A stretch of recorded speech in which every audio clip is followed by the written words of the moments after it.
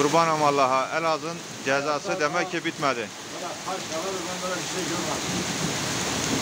Dün dolu yağdı, bugün yine dolu yağdı. Her tarafı sel götürüyor. Olan benim arabaya oldu.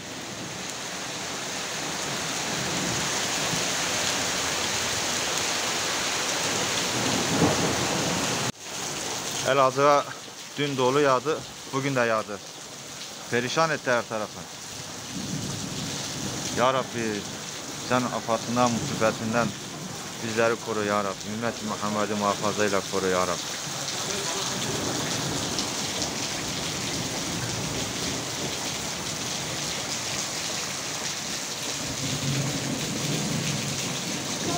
Sanki kar yağmış gibi.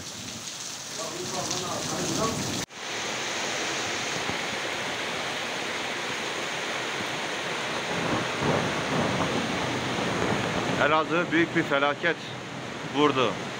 Şu an halen daha devam ediyor.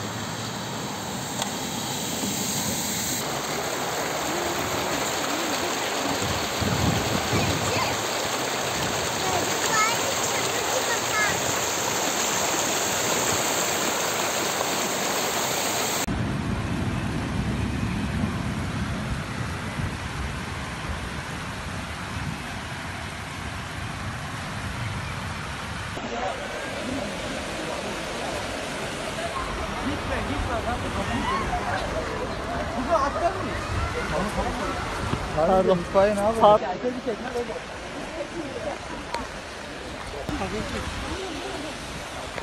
Bunlar bırakılmış. Hayır, ne yapmaya çalışıyorsun?